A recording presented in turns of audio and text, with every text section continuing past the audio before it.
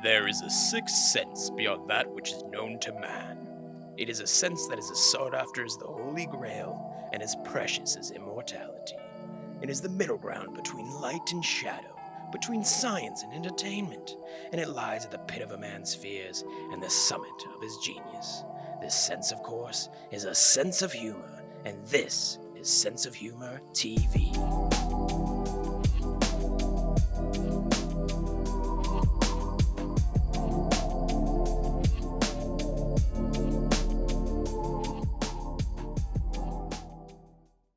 Hey everyone, welcome back to Sense of Humor TV. Got a great guest today, my buddy from What's My Name Again? The second film I produced over the pandemic. We've kind of talked about a little bit on some other episodes, but Nick co-starred in the film as Griffin, and I'm super excited to have him here today. He's going to be moving to LA soon, so watch out for that, ladies.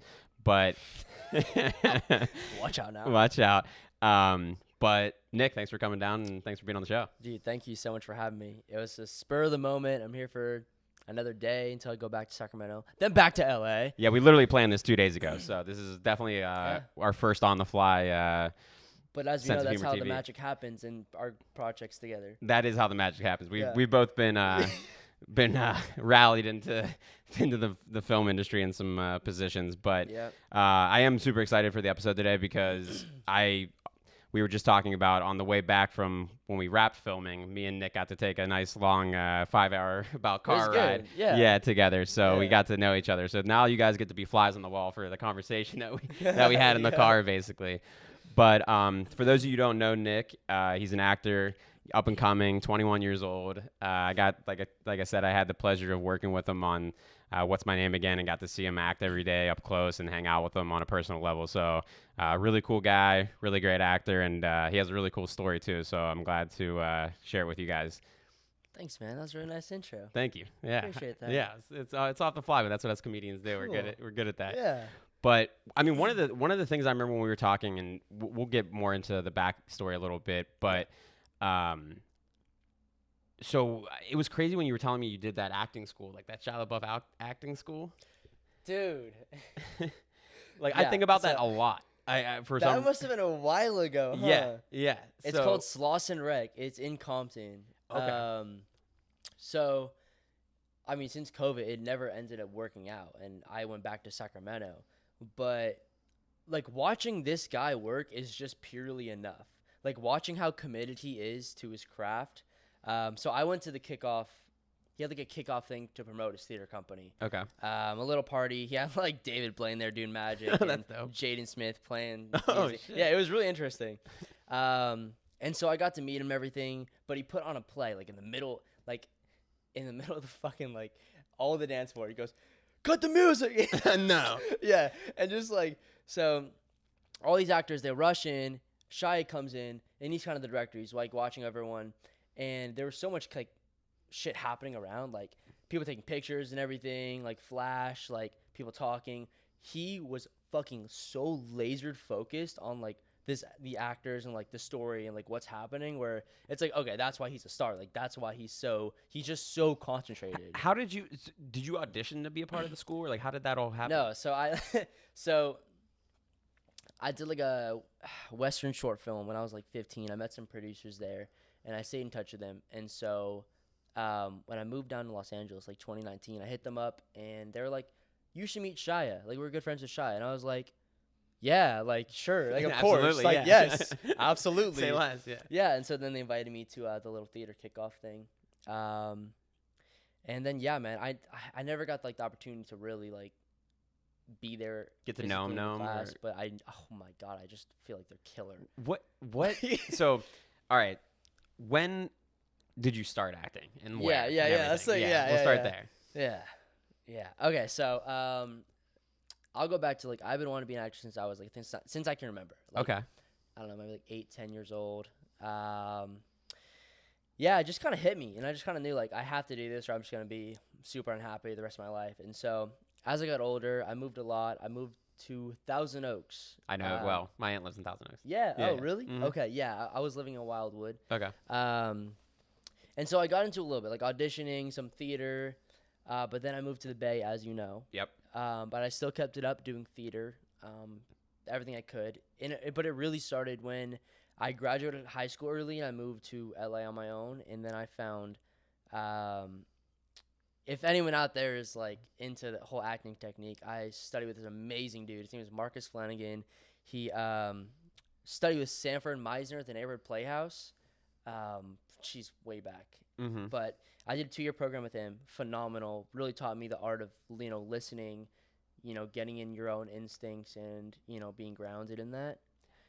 That's awesome, dude. I love and it's one of those things, like I said, like getting to do those 2 movies and being on the production side and seeing all these actors throughout the last 2 years. It's like you definitely caught my eye when when I got to see. I was like, okay, he knows what he's doing. You know what I mean? Which is like in the indie world is not always a widely ready trait for. No, thank you. I appreciate that. Mm-hmm. And like I just have really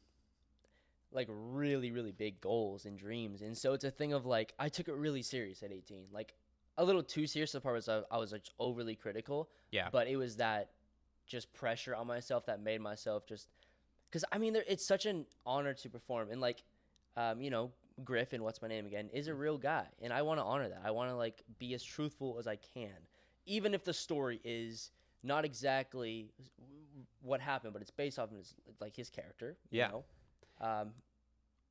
So you said you graduated high school early. I did. That's cool. How did that? Did you just like do credits to do that early, or how does that work out? Dude, yeah, I did. I don't know if it was a mistake or not because I missed out on a lot of like good high school experiences. Mm-hmm. I'm not as close to my friends anymore, so that's kind of not the best. But I wouldn't be here right now if it's kind of like the push and pull. I think you'll regret it less the older you get. I think because so you're too. Not going to be friends with most of those people anyway. To be perfectly honest, like I'm like some of my best friends in high school, like didn't even go to their weddings. So it's like really, like didn't even get invited. Now I'm like I had like 10 best friends when I graduated high school. I feel like I had like a big group of best friends, and now it's down to like 5 to 6. You know what I mean? Which is like it's crazy, but it's and especially like when you're in what you're doing and like the way you're doing it, I think because like I always wished, for me example, like like I didn't get into acting and stand up until I was like 25. So it's like you are really? So I like didn't know that. I'm like I said, literally used to work for the Penguins, work for the Raiders. Hey. Like I literally was front office. I was Stanley Cup ring with the Penguins. Like so I was like it wasn't like that wasn't going good, but I know what you feel. I know that feeling of like if I don't do this, I'm going to be miserable. Yeah, and it was a sacrifice, and it was really shitty. And especially to, like, watch my friends go to all these amazing colleges, and now they're, like, studying abroad, and I'm just, like, I'm sticking to my guns, but I'm also, like, man. So you didn't go to college either? I went since COVID happened. Okay. I went back. I'm like, I should get my degree just because. Are you gonna get in theater or what are you doing? No, I was doing business. Mm-hmm. Now I'm doing English because I figured if I do want to get into writing. So I figured English would help me be more articulate. Mm-hmm. Expand my vocabulary, be more articulate on paper. So I'm working through it. I'm kind of going through school slow just so I can focus on acting. No, I think you're doing it the right way. Like I said, I I always think the other opposite where like it's funny because we have the two different sides of it where like I regret going to college and like because I'm always like I should have because I'm like I could have started doing stand up back in when I was fucking 18 and like I would have been 100% way farther ahead now. Yeah. But then you also think of like would I have been as funny? Like you know what I mean? Like it's so interesting you say that because I think it's experience it gives you the greatest gifts in life, right? And so if I had certain experiences, say like I went to college, met certain people, and like had certain experiences, like I would be shaped differently. So your experiences mold you. So it's kind of it's interesting to think about that. That's why I'm always on this show. Like I'm always so interested in people's past and how they grew up because it's like it gives you such a better roadmap to why they are the way they are now. You know what I'm saying? It's intriguing. It is intriguing, and I love it. Like I love storytelling. I think that's really why I started the podcast. Is like I just want to have people that I think are funny on the podcast and just like fucking hear about it. So. So and you went to high school up in Sacramento or down here? I went to high school in the Bay Area for a bit, Heritage High School in Brentwood, and then I moved to like Roseville area. Went to Granite Bay High School there. Did you do like school plays and stuff before? No, man. No. No. God, I have. It's like this gets big, and I don't want No, to. no, no. I don't want to shit on like the program, No, but no, no. It goes back to like how I just took it so serious, and I would get actually angry when I would say I would sign up for a theater class, and I'm like, this is my career. This is not a fucking hobby for me. And there'd be kids who would show up and they fuck around. They wouldn't memorize their lines, and I'm like, why am I here then? Like, so I separated myself, and I started doing script analysis classes. I went to this Studio 24 spot in like Folsom and started like workshopping scenes, you know, because there's not much in Sacramento. Well, dude, I love like we were talking about before the show when I was talking about how like those comedians are like, oh, you're a hustler, you know? It's like, that's how I feel about you is like, I love that you're just like, this isn't satisfying. I'm going to go, but I'm not only going to like, you know, raise the concern. I'm going to go out and like find a solution. You know what I mean? Yeah, no, so, like, thank you. Other people just like bring it up, want to bitch, and then they don't like want to go out and like fix it. You know what I mean? Like, it's really important you say that. Yeah. Because if you don't have that, you're just gonna drift in the air. And I'm very young, but I feel like if I stick to like, you know, like you said, what we're both doing, like, I will be successful. 100%. It's you have there is no doubt that you have to be talented. That's a fact. Right. But I mean, if you work hard enough, you're gonna have success. And if you're talented and work really hard, that's when you have a lot of success. That's a Shia LaBeouf right there. Literally though, like, Yeah. Like I said, that just intrigues me because it's like I like that you're going with like kind of the, I don't know, like not. Like I said, it's funny that when I asked you that question, I almost feel like I knew the answer. When I was like, "Did you do high school theater?" And you said no, and I'm like, I feel like you didn't. Like, you know what I mean? And but that's a compliment to like what we were kind of saying earlier. Is like I feel like you come off, you're more polished in like film acting. I feel like, Yeah. And you know, I don't know if that's just me talking out of turn because I only, you know, I saw you in the film that we did, you know, every day act in a film. So that might be why I have that inclination. But it seemed like you knew like I said, the subtleties and stuff. And like when you're sitting next to like Bo in the car and stuff, it wasn't like you weren't just staring at his ass, like waiting for a response the entire time. You know what I mean? Like you were doing stuff with your glasses, you were fucking around. Yeah. Like, so it's those little things that you notice because when you're watching it on the monitor while you guys are filming, it's like, okay, don't just look at the film. Like, don't, you know. Yo, that's the beauty in film, though. It's like theater. Yeah, it's beautiful in its own way, right? But film, it's the details that matter, right? It's like to really get a microscope and look up close into someone's life and just, you know, the camera doesn't lie. You have to be truthful. And so my whole thing was like doing truthful things. Like, what would Griff really do? You know, like trying to figure that out. And this was my first time on a legit movie set filming a movie, so I took it serious, you know. And I wanted to honor Spencer, you know, as a director, and you know everyone else who's working hard like yourself, like running around figuring everything out. Losing my mind. Yeah. Did you so what was like the first thing, either theater or not theater, like that you like acted in? Ooh.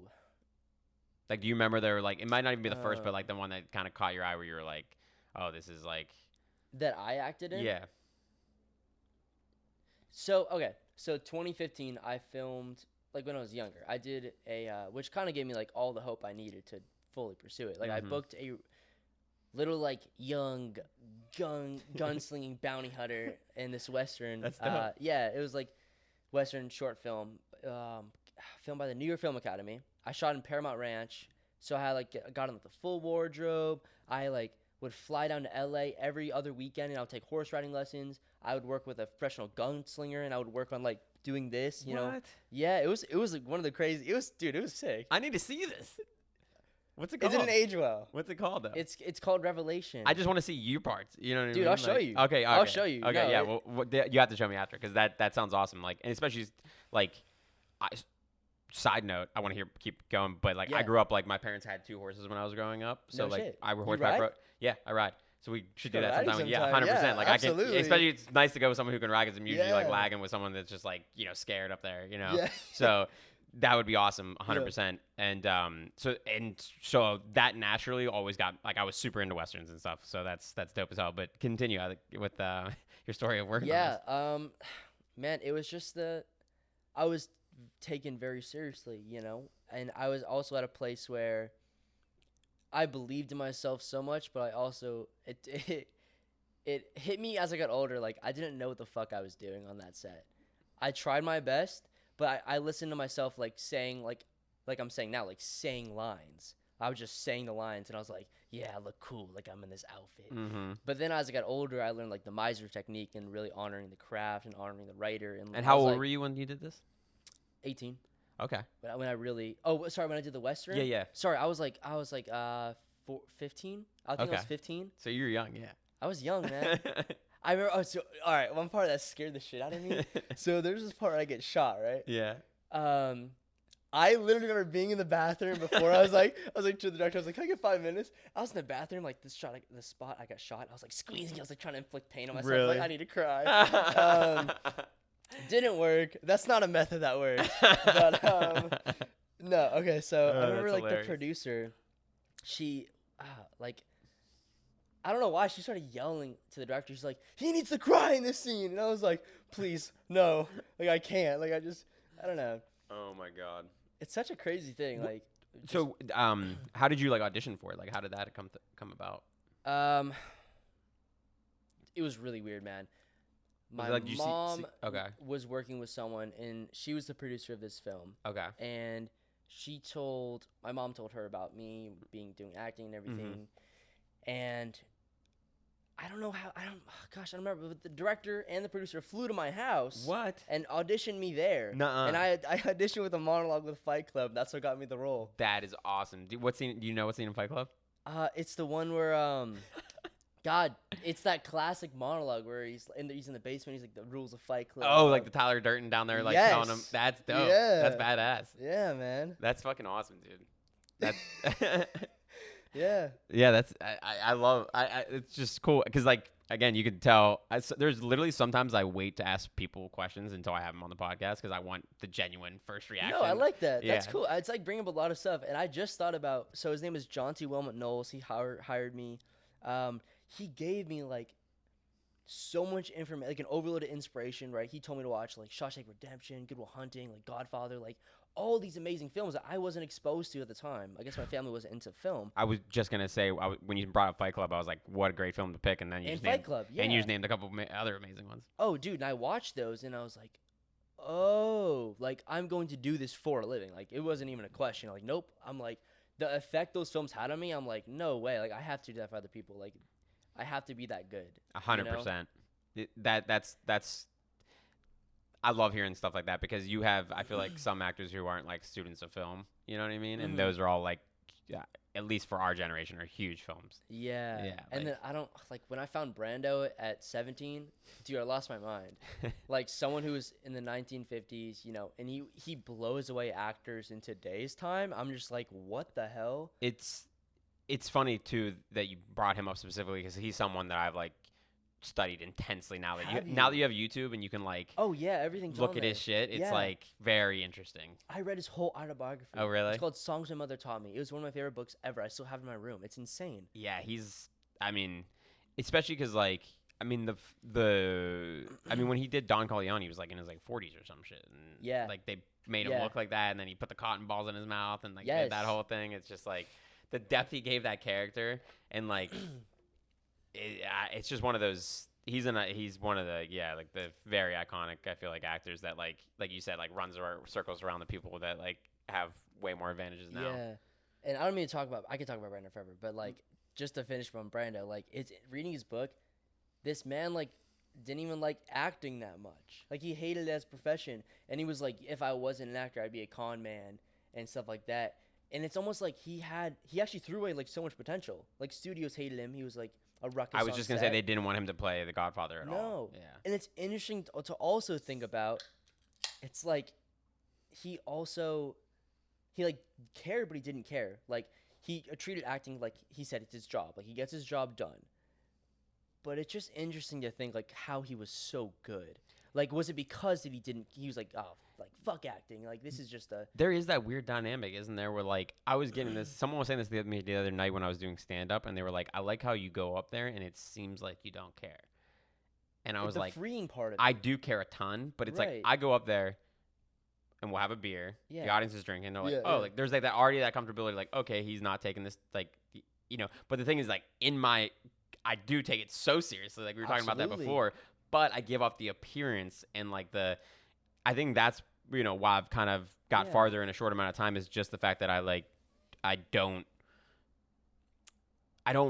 go up there and I'm like, hey, I'm gonna tell you guys what I really feel about this stuff. I'm gonna preach you guys because now that's a lot of comics are doing that shit, unfortunately, and it's just like I go up there and I'm just a break. I'm literally a mental break. Yeah. Like nothing I say is serious, and it's very apparent from the beginning that I'm fucking joking, But people go up there and they tell you something that really happened to them, and they're like, "Isn't that funny?" And you're like, "No." No, it reminds me of Jim Carrey said like people want to feel free from concern, and that's your like. I'm not a comedian, but you said like your job is. Yeah, like, I mean you're. I feel like anyone in our generation can at least like other people are like, oh, if you're not a comedian, you can't judge them. Like that's not true. Like anyone who takes in. You don't have, like same thing with like film. You don't have to be a fucking film critic to give me an opinion on a film. You know what I mean? I might not agree with it, and like me and you might see different stuff than the average person. But at the end of the day, like that's what you want to do is be entertaining. You know what I mean? Absolutely. And you don't have to be entertaining for everyone, but there's those films is like that you were mentioning is like they end up having huge success, but they weren't written to have huge success, and that's why they're so great. Yeah, it's really interesting. That's cool that you do that though, or like are able to access that, that freedom in your art. Like and I think it's just especially now and today when comedy, I think it's a breath of fresh air where it's just like, oh, this guy's not gonna come up and tell me his political beliefs, and like I do, but the thing is like my style is like you'll see me go up, but my style is like you think I'm about to tell you that, and then my answer is so ridiculously over the top, then you're like.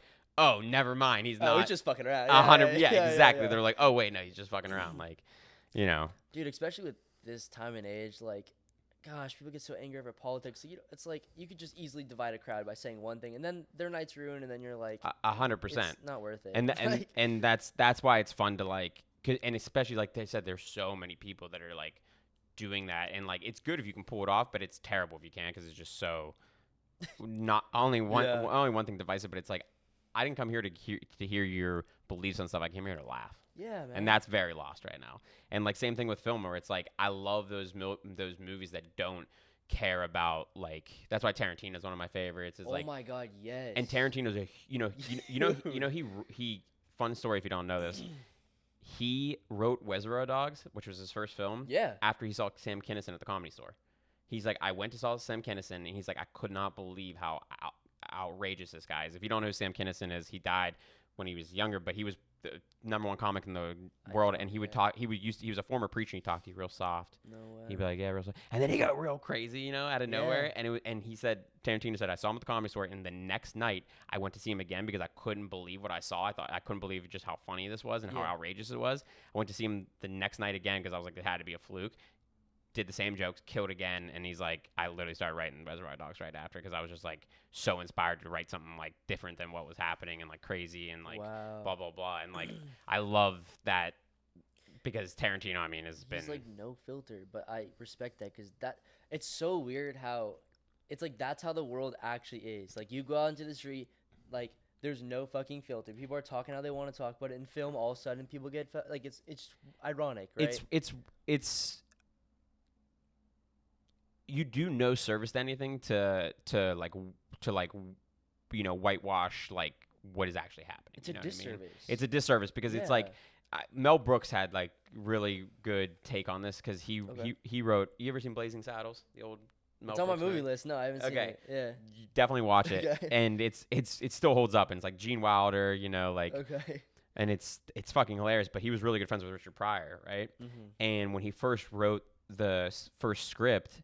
He, it uses like the N-word a ton in it, right? Yeah. Just like Tarantino got in trouble with doing Django, right? Yeah. And he showed the script to Richard Pryor because they were really good friends and it's a comedy, and he was like, "Man, what the fuck is this bullshit?" And he's like, "What are you talking about?" He's like, "Bro, they're not gonna in old westerns say, hey, look at that African American up on that horse,' like you know what I mean?" And then he rewrote it and put that in, and then it ends up being like some of the funniest, best parts of the movie. But it's the same thing with like Django, where it's like you can't like I said, it's very unfortunate, but that's how history was. And if you don't write history how history is supposed to be, you're gonna repeat it, and that's like the most important part of not fucking with it is because like you can look at it and be like, wow, that's terrible. We shouldn't do that ever again. Yeah. Instead of being like, oh, they were actually nice people. They didn't call them those words or say those things. Yeah. It's just, and some of the, best parts of that movie are when Samuel Jackson, and like Leo are amazing in that movie. But it's like one of those things. The same thing with like Inglourious Bastards. It's crazy with like the Christopher Waltz who plays the Nazi guy. So it's one of those. Again, went on kind of a Tarantino rant there, but I could talk about him all day too. Like I love his like balls, but also like his films are amazing as well. So they are. Yeah, they're super unique. He's super big fan of that. So like growing up, what was like your like? It's always hard to pick one, so I'll let you pick like three. Did you have like three films that like kind of like it could be any genre that kind of like really got to you? Yeah. No. Not to put you on the spot or anything. No, I think about this like every single day. Like, no, no. I mean, I don't know why, man, but Good Will Hunting, like hands down. Like I don't know, that is like my number one. It's my favorite film. Just struck something in me. Rob Williams is so goddamn good. He's so good. He's ridiculously good. Yeah, I would say that. It's funny. Recently, I watched Beautiful Boy. I don't know if you've seen that one. I haven't. Timothy Chalamet, Steve Carell. Gosh, I don't know. That one really hit me hard too. Really? Yeah. Timothy Chalamet. Yeah. When it's funny when I first saw him, I really kind of relate to like his style of acting, and I don't know what it is about playing a drug addict that is so appealing to me, but like I want to do that so bad. And Beautiful Boy was a very interesting take on like Nick Sheff and David Sheff's like relationship together. Do you know anything about the film? No, I don't. Oh, okay. Yeah. Yeah, I would just say it was very heart riveting, and it just like those films that move you. You feel different leaving the theater after. Dude, it's like a movie hangover. Yeah. I have movie hangovers, man. I'm just like next day I'm like, oh. Like you seen the Green Mile? Yeah. Like, fucking John Coffey, bro. Yeah. No, that I feel the same way about like that's why I love doing films is because it does make you feel some type of way. Yeah. I would say third one. Man, I don't want to like take up time. I think maybe I'll just throw one out there. Maybe like Streetcar Named Desire with Brando. Okay. Yeah. Yeah, I mean there's that scene where he's in the when he's in the cab talking to his brother. That's on the waterfront. Dude. Oh, is that on the waterfront? Yeah, that's on the waterfront. Okay, I'm mixing up the two. Yeah, no, that one's... Oh, Streetcar Named Desire. Yeah. Okay, all right. It's interesting to bring that one up because he had his lines on the fucking ceiling. I know. And shit. And I'm like, oh, what the hell, He was supposed man? to take care of me. Yeah. I was a contender. I could have been somebody. I mean, I was supposed to be a contender. That's it. I mean, it is so great, dude. I don't know why. Like that scene is like his shit holds up, which is wow. Yeah. Very weird that it can still hold up and like it's almost isn't it crazy like some of those films are getting close to being like 100 years old. It's weird. It's really weird. Yeah. Like shit is getting, like 2023. Like it's crazy that like the 90s are gonna be like 30 years ago. It's or is weird. 30 years ago. That's really weird. So weird. Dang. Like I'm about to turn 30, dude, in fucking January. That's crazy. Crazy. 30. Crazy. Can't dude. relate. No, don't wanna. No. I keep telling people I'm 28. So if Yeah. you're watching this podcast, I'm 28. But I mean, yeah, it is wild to think, but yeah, those are all. I guess I have to check out that one with Steve because I love Steve Carell. He's like someone that I love those actors because like that's the next question I'm actually gonna ask you. So this is a good. Okay, all right, good, cool, great cool, transition. Cool. All right, but my favorite actor of all time is Jim Carrey. Oh, dude. Yeah, because and you could probably now that we've hung out, like you can see why. Because like Yes. I like obviously love that he started in stand up, but like I mean, growing up, like the movies I watched with my dad were like all like Jim Carrey and Adam Sandler movies. Like literally, Jim Carrey, Adam Sandler, 100%. Literally, like The Mask, Ace Yep. Ventura, Yeah. Liar Liar is like my favorite fucking movie of all time. Yeah. Like the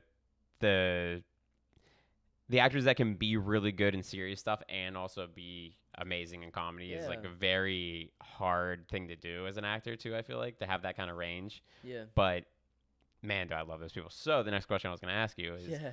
if you had like a starting five of actors and then you get to have a sixth man, you get a sixth man. So you get six to get, you get your starting five and then you get your guy off the bench. Who are your who are your guys, and I can, if it would be easier, I Wait, can do guy mine. off the bench. What do you mean? So like, so you're sixth man. You got your starting five, and then you get to say one more because I know Sure. I know it's hard to only Yeah. pick five, so you get to throw one more I in got there you. just because I'm a nice guy. All right. Yeah. Do you want to go first or I'll go You first? go first. Okay. Just so you could think. Yeah. Yeah. So like I said, Jim Carrey, Yep. Denzel. Yep. Yeah. Leo. Yes. Probably Sam Jackson. Adam Sandler. And this is why I always throw in you get to have a sixth. I'd probably say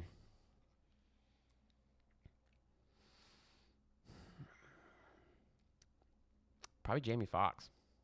Really? Yeah, I mean, he's not in a ton of shit, but like him and Ray is unbelievable. Him and like I said, I'm partial to someone who starts in comedy. Like he was the best. Like that guy is bad at nothing. Yeah, he's a unicorn. He's the funniest he's a top tier comedian. He was on Living Color, right? Literally. Yeah, with Jim Carrey. And I mean, the thing about Jamie is like, and he's amazing at impressions. I don't know if you've seen his impressions. Like Mike Tyson's so funny. Oh, dude. And he does a Denzel one. He can do Trump amazing too, which is really, like, dude, amazingly. That's like, so funny. He did Dave Chappelle the other week. That was fucking hilarious. But like, too talented. Dude, he's like, there's something wrong. He's not from the. There's something wrong with him. Yeah, like you can't be good at everything. You gotta chill. He's good at everything. Yeah. He's an amazing musician, singer. Like, I don't know. Wow. But yeah, I think I'll end up probably forgetting someone. I'd probably take Jamie out and maybe probably put De Niro. Okay. Yeah. De Niro. Yeah. Oh. Sandy. Who's there? Who is it, Sandy? We got our guard dog / mascot on the loose over there. But yeah, that's probably my starting five. With De Niro probably has to be in there. Yeah. Okay. You know, it's a tough question to ask because I feel like it's like there's so many I'm like leaving so off, many. but like those are off the top of the head, I guess. Should I go for it? Yeah, go for it. Okay. All right. I'll probably say definitely Leo. Okay, yeah. Leo has to be in there. Honestly, Steve Carell. Ooh, okay. Yeah, another person that I said is like I love that he can do both. He's so funny, but he's also really good at like dramas. Yeah, which is pretty cool. Shoot. Okay. Timothée Chalamet. It feels weird putting Brando as 4, but yeah, whatever. Yeah. Brando. Okay, you know what? Brian Tyree Henry. He's a newer actor. What's not he a in? newer actor. God, if people are like out there like diehard fans of him, then they're gonna hate me. But like, I saw him first in The Eternals. Okay. But apparently he has a lot of other like really good work, and I've seen some clips, but those clips were enough to like he's a like ridiculously good actor. Okay. Like when I saw him in The Eternals, like you know when someone's acting is like really like crisp. I don't know how to explain it. It's just like they're so authentic and they're so like I don't know how to explain it. Mm-hmm. He was just very like truthful and like it's a superhero movie and he was very grounded and not like playing into the whole like oh I'm a superhero. Like I don't know. I would say him, and then Shia LaBeouf. What am I saying? Come on. I was waiting for the Shia. Come on. Yeah. That's great. What's my name again? You get to play the main character's best friend, which we have that in common from film experience. Yeah. So what was like the process of you auditioning? Because I met you, obviously, I got brought in late as a producer, so I met you probably first day on set. Yeah. So what was like the process of like you auditioning and then end up, obviously getting the part? Yeah, I knew it was a special project. I was in my kitchen. My manager sent me the breakdown for it, and I read the breakdown, read my character, and it was just a weird thing of like I have to do this, and if I don't, I'm gonna be like really disappointed and sad if someone else gets this role. So when that happened, I just worked ridiculously hard on the sides. But also, I was like, I can't show that I'm like wanting to get this really bad. So I kind of allowed myself to like, when I'm auditioning, I did like weird shit in my room, just to, like free myself, like you know what I mean, sing ass weird ass songs, and then I would like go right into it, like okay, like here we go, because it's supposed to be really light and fun. Yeah. Auditioned for it, and then was that January 2021? And then heard back February, and then did a callback with Spencer, and then we just hit it off, and Yeah, man. I don't know. Next thing you know, you just Yeah. yeah. Because I It just remember him felt telling right, me. though. Yeah, I was gonna say I remember him telling me when it's one of those things where it's like when you're involved on that side of it, like on the behind the camera side, and you see Yeah. someone for a big part, you almost like know it. It's funny, Spencer. I talked to him. I was like about the casting process, and he just said that I was always Griff. That I wasn't competing against anyone, and that like when I was doing the chemistries with like whatever was Ryan and the other actors, is basically just like I guess like he was also just testing them out, and like I don't know what specifically what that was, but it was kind of cool to hear that like it just felt like I felt like I was right for the role, and Spencer was like you were Griff, and I was like okay, so there was that like unsaid like sign or intuition or I don't know. It's very funny how me and you relate to a lot of this kind of stuff. Really, and it was the same thing with like me and like I never really even had to like audition for like my part in the Side Out. Wait, what? Yeah, dude, I literally. What do you mean? Like I like met David at a coffee shop. We were supposed to meet for like 5 minutes. We ended up being there for like 3 hours, just talking about like film and just. How'd you know David? I didn't. You just saw him and just saw the audition. Saw the. I saw the. I saw the like casting call. Yeah. And it was a cast. Oh, like open casting call. Yeah, it was an open casting call. So okay. So I sent in my stuff, and he was like, he's like, I want someone who's like funny, and I was like, I do stand up. You know what I mean? Yeah. So like that was and so I met him, and it was one of those things where it was like oh, because it was very early in like the making of it, you know what I mean? So he was like, oh, I don't really. He's like, oh, I just want to meet, and then we can like go from there. Yeah. And see if I want you to audition, basically. And he met me, and then he literally was like, I'm gonna send you the script. He's like, because I went for the main character, right? And then he's like, hey, you'd be perfect for the. So like the whole time he's talking to me, he was like, no, I want, like he knew in his head. Yeah. And then I went home and read the character, and I was like, this is.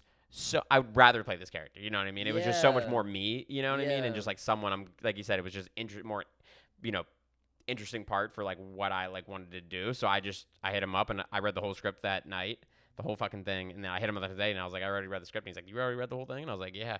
And I was like, dude, I'd love to play that. And then he's just like, you're in. So it was like one of those things where like I never really had to like actually audition for it. Like that must have felt good though. It felt great because it was just like, okay, I know I'm a part of it. You know what I mean? Yeah. And like not having to compete against, because that's the hardest part is like waiting to get the audition process is like the hardest part about being an actor almost is like waiting to and preparing for something that you might not be a part of.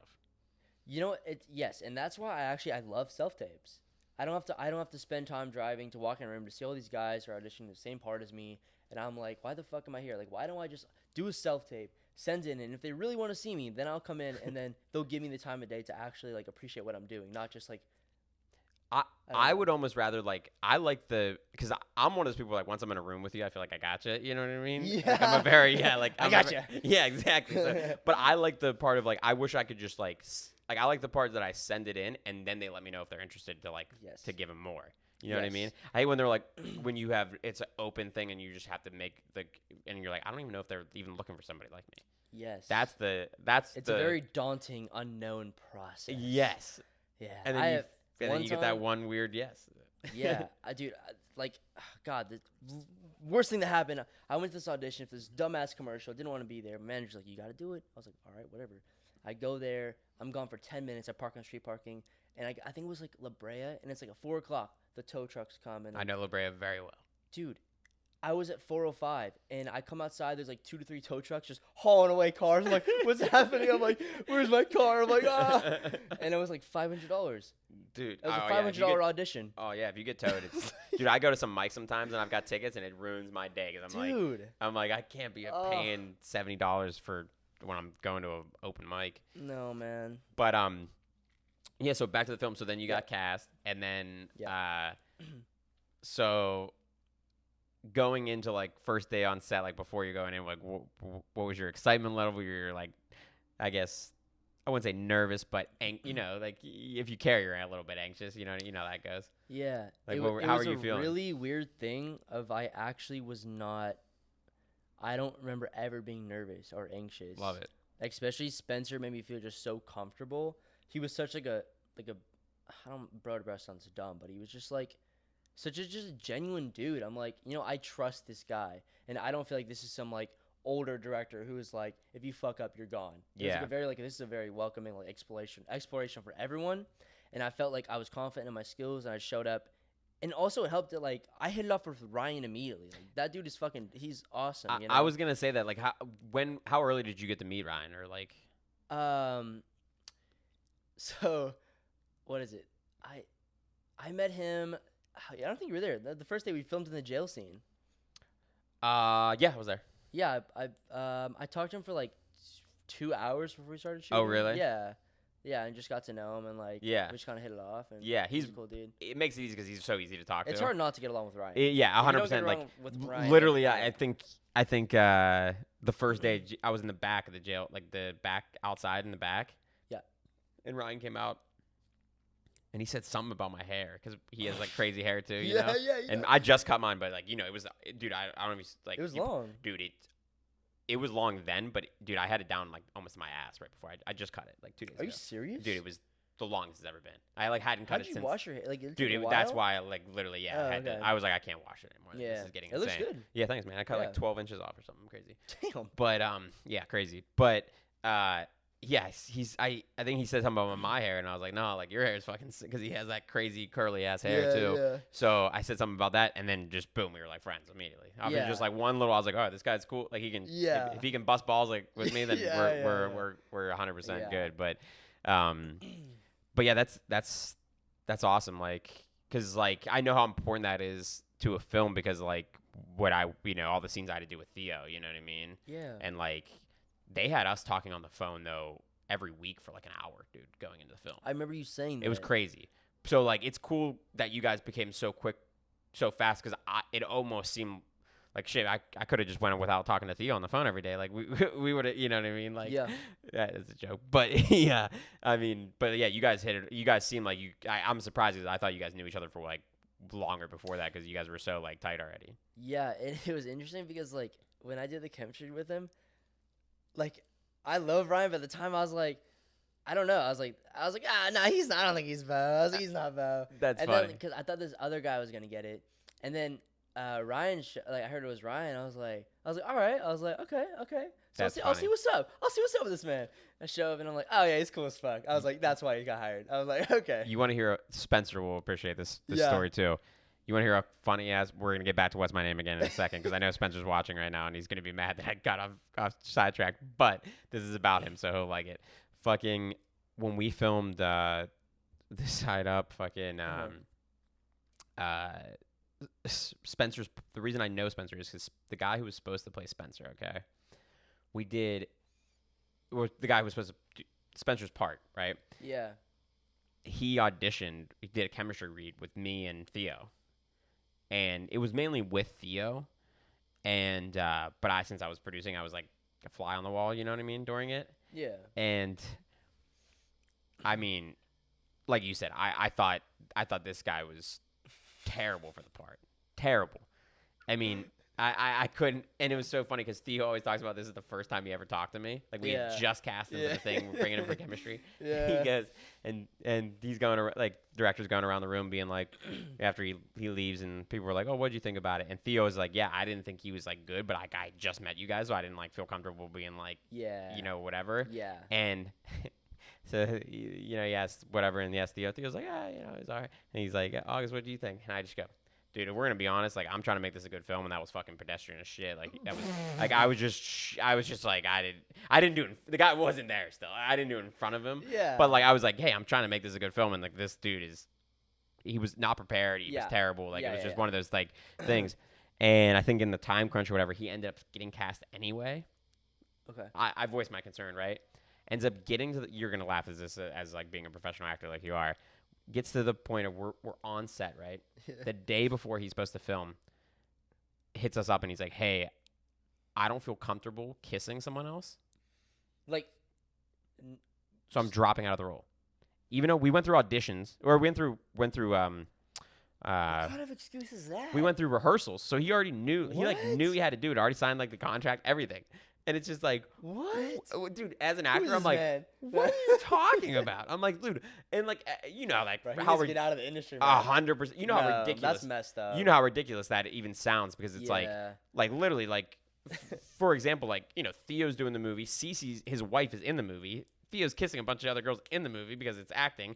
I'm married to Theo's real life wife in the movie. You know what I mean? It's like, yeah, that is an interesting dynamic. and you know how it is. Like when you're kissing someone in a movie, it's the most unromantic thing in the world. Like you have a bunch of people standing around. You're fucking, you know, it's not. So we were just like, that's where the chemistry and the craft comes in. Exactly, Yeah. and we just couldn't believe that. Like it was just hilarious that we were like, that was the reason. But Wow. I digress. So that guy ends up, you know, not doing the film. Yep, and then Spencer took his and place. Spencer took his place and killed it. Spencer is one of my favorite parts in that film, hands down. I'm not just kissing up right now because I know you're watching. Yeah. He literally, like, his chemistry, like, because his chemistry with Theo was amazing. Like, they're really good friends, right? So it was like, it was so like apparent, like he was fucking around with Theo, and that's what we wanted. And like, you know, the height dynamic of Spencer's real tall, and like, you know, Theo's looking up at him the whole. It was just it was perfect for the film. Like it ended up, like I said, it was some of my favorite parts of the film was Spencer's parts. So it was like ended up being a godsend. And then That's cool. It's crazy to think like if that guy if he wanted to kiss or whatever, we wouldn't be sitting here right now talking. Isn't that crazy to think? Well, good thing. Maybe he had like herpes or something. Like, Yeah.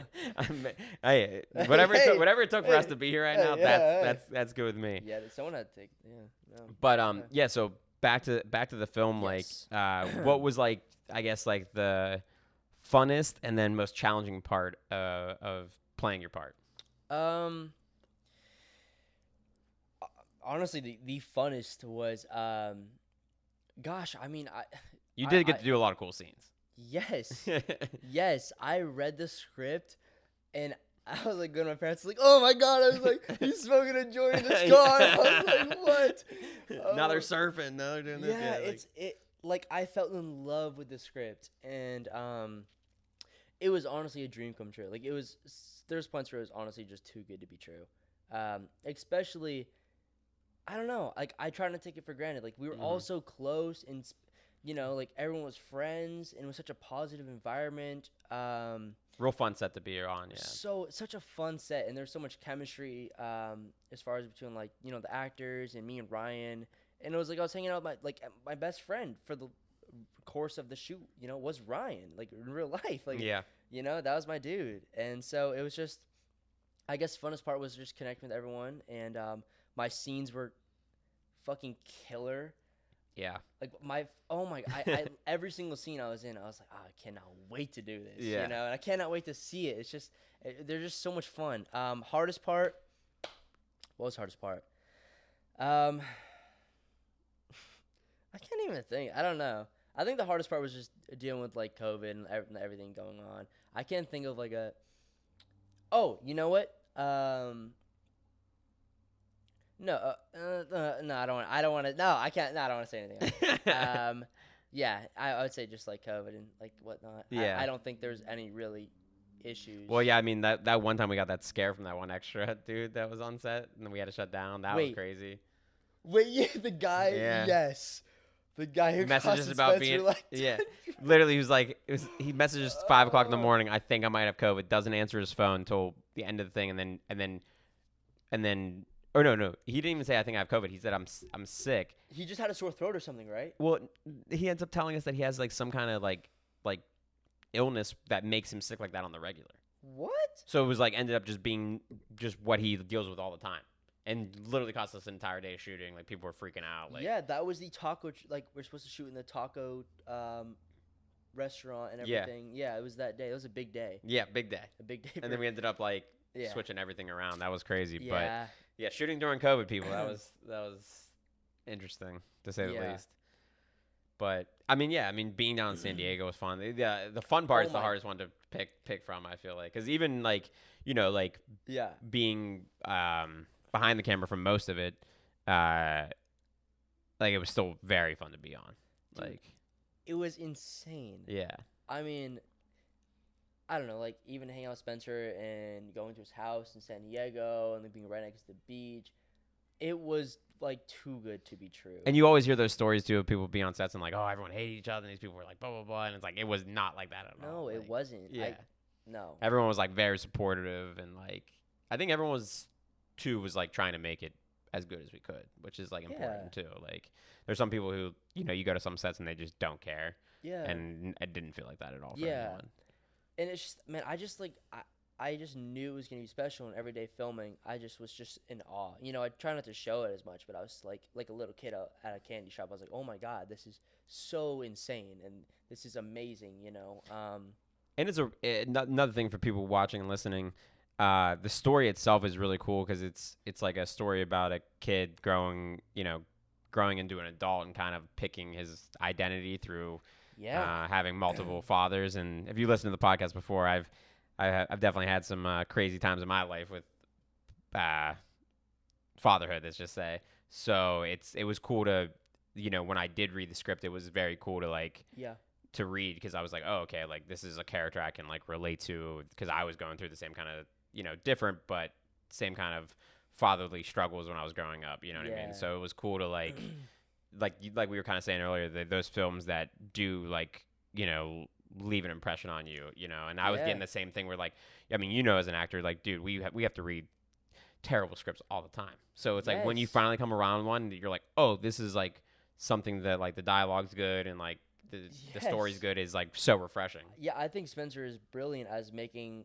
There's so much in the film that is so universally relatable, whether it's what Griff is going through, Ryan's going through, Bo and Alea's relationship. Like there's so many different relationship dynamics where there's so much to relate to, and also Spencer throws in so many like really sly, like really good jokes in there, and I'm like, he's just a really brilliant writer. Like, and there's good like there's a lot of good like side characters where it's like, oh, I know someone who's like that. I have an uncle that's like goofy like that. So invested in. Yes. I was even cracking up when we were watching the trailer again. Hopefully the trailer's out by now. We're going to be out soon by the time you guys watch this. But definitely watch the trailer. There's so many parts where I was like, when I was rewatching it, and I was just like cracking up, being like, oh, the way this guy like acted and the way this guy talked, like the actors really did do a good job of like making the characters, I think, their own, and like bringing something like personal or like kind of stand outish. You know what I mean? Definitely. Like, that's one thing I love about Coen Brothers films.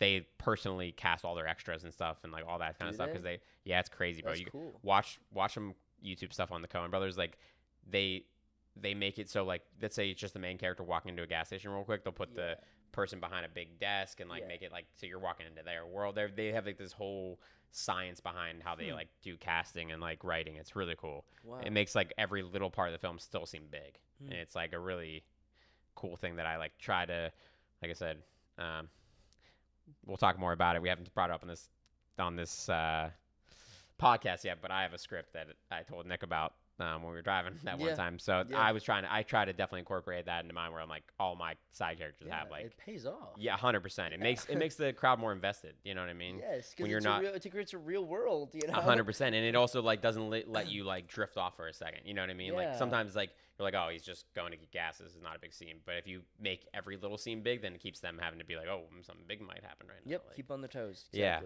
but so we'll transition into when you moving to LA. What do you got going on now? Like, I think there was one note I did want to touch on. Rap on What's My Name Again. For sure. I think it's just about Griff's dynamic, which is interesting. Yes. He deals with, which like another very relatable thing, especially in today's age. Just a daunting confusion about his sexuality, and there isn't a spotlight on that. There is, but it's very much following Bo. But Griff's struggle is still there, and it's Bo does recognize that after a while. But was that something that the real Griff had to deal with, that you talked like was that something that you like talked with that character about, or how did that process go? Yeah. It's funny. I remember Mr. Zender saying something like, it was very, he knew, and the real life Griff just came to terms. He was like, with where he was at in his life and his sexuality. Mm-hmm. But with Griff, it's interesting because, it's kind of like it's hard. It's a really difficult spot to be when you're confused and you don't like how you feel. It's interesting because I have a friend and her brother is going through the same exact thing. Oh, really? Yeah, confusion in your sexuality, and I don't. That's so terrifying. Yeah. Especially in a place where, like, say Griff, had such a strong feeling of like changing sexuality. Everyone around him is like, no, that's not acceptable. Like, you're gonna be straight. That's not allowed. And it's terrifying, right? You can't be himself. Especially another thing we want to mention is like the film takes place in like the 80s, right? So yes, it's like San Diego, 1985. Exactly. Yes. So it's like it's also that's something we're still struggling with now, like 40 years later, let alone imagine back then. then. Oh my gosh. Yeah, but I'm really looking forward to how that is perceived in the world. I hope I really did Griff justice in that sense, because it is an honor to just portray that, because people who are really going through that, like, it's a serious thing. That it can be even a life or death type of thing. So I'm also glad that he is a very, like, he brings a lot of light into the movie, right? He's always smiling and laughing, and he tries to hide that a lot, but he really is going That through is it. a great it's a great pickup you have right there, because like now I'm replaying the movie in my mind right now, and it's 100%. I think that's why I loved a lot of your scenes, was because it is like it is like seeing this bright light in a very dramatic kind of dark comedy story. Yeah, and there's a ridiculous amount of people that is so relatable. When people just put on a front, I can even relate. In different scenario of just, like, I'm happy, but I'm struggling in the inside. Yeah. And Griff is that. Like, he's so happy in, like, a lot of his scenes, but he's, like, drinking and he's smoking and he's, yeah, he's going through it. And those characters are always the best. You know what I mean? Like, when,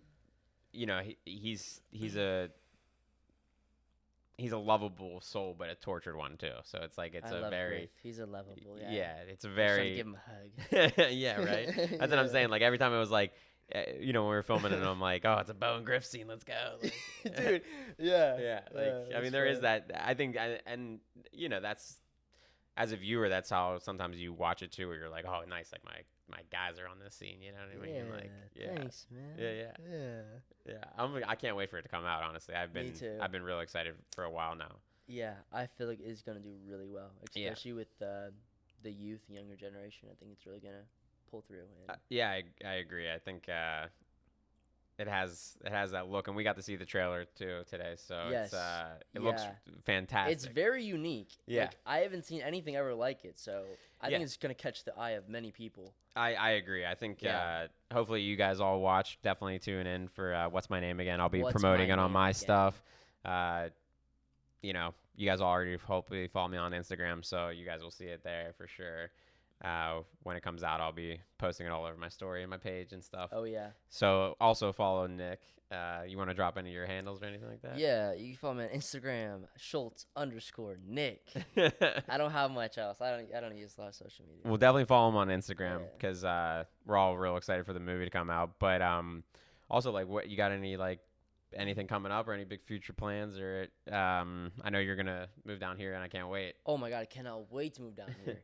Now, I'm still in the brutality of, auditions, finding my place in the industry, but I'm very optimistic. Yeah. Optimistic. I'm working hard, and I want to just wrap up.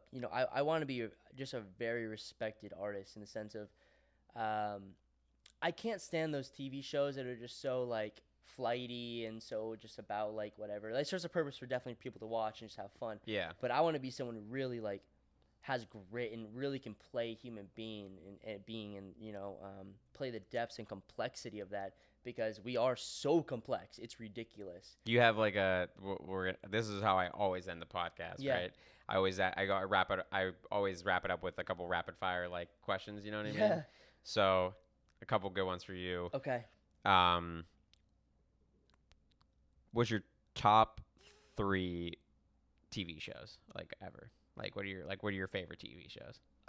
Normal People on Hulu, Breaking Bad. Okay. I don't know that one. That's why I was just like, I don't know Normal People. I was like, what's Normal People? Bitch, because it's a rom-com. And no, I have no idea what the that is. acting's so good. And I know Breaking Bad's like amazing. Yeah. And then I would say The Office. Okay. It's so funny. Yeah, The Office is a good one. Yeah. That's a show that I've never seen in order, but I've seen every episode. You know what I'm saying? You don't have to even. You don't. see That's what I'm saying. No, Like it was it's one that so was just good. always on our TV in college. You know what I mean? Yes. So it just would always be playing. Yep. What about top 3 movies? Good Will Hunting, Beautiful Boy. I said she could. Waves. It's a 24 film. Yeah. Sterling K. Brown's phenomenal. If you could pick any superpower, what would it be?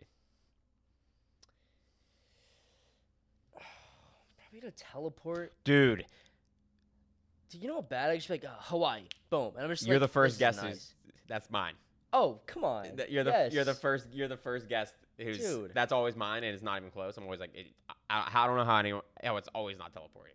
Dude. Like everyone was like flying. I'm like, you know how long that takes? I much want to teleport. Like, Yes, 100%. yeah. Flying is fun, but like, Oh, dude, I'll I could beat just you be to right at the Hawaii. comedy club. I could be back in Yes. Pittsburgh. I'd be in Egypt. No Like, gas money. oh my god, dude, Gosh. you're the only smart one. Yeah, all of my other guests have sucked so far. No, I'm joking. I love all you guys, but you're the only one who's picked that, and it's Thank you. Yeah. I'm always like, come on, how is teleporting not it? Yeah, Pull like, together. Come on, guys. That's how we know we're gonna be successful. We're some teleporters. 100% because we don't have time to. We're so have time. busy. Yeah, We're so busy. 100%. Yeah. Well, I think that's a great way to end the podcast. Yeah, honestly, I think so too. But dude, thanks for coming on. Like I said, Nick is. I mean, like I said, I have all the confidence in the world. You're gonna do something great because, like I said, you have the talent, you work hard, and you're also like really fun to work with. Thank you very much. Which is, Appreciate that. I think, a huge thing because there's a lot of people in this industry that can do the same job, but when you have to work with someone every day and months, sometimes years at a time, you know what I mean? Yeah. It changes. You want to like them. 100%. Yeah. And you were honestly amazing to be with. That on means set. a lot. No, Yeah. really, thank you. I appreciate that. Yeah, you're. Thanks for having me on. Like, yeah, you're a it's an special honor. guy. Thank you. Pay attention to this guy's career. I'm telling you, in a couple Thank years here, he's gonna be doing even bigger and better things. Thank you. And he's already doing some Likewise. great things. Likewise. So I We're appreciate going up it, man. together. Yeah, I was gonna say, come out and I'll be at a comedy show or Nick's next movie premiere. Yes. So And watch What's My Name Again, directed by Spencer Zender. thank you guys. Thank Shout out you. Spencer. Also Spencer, I know you're gonna be loving the shirt. I wore it for you, buddy. All right, What's My Name Again? Dropping soon. Stay tuned. Love you guys. Sense of Humor Love TV you guys. out.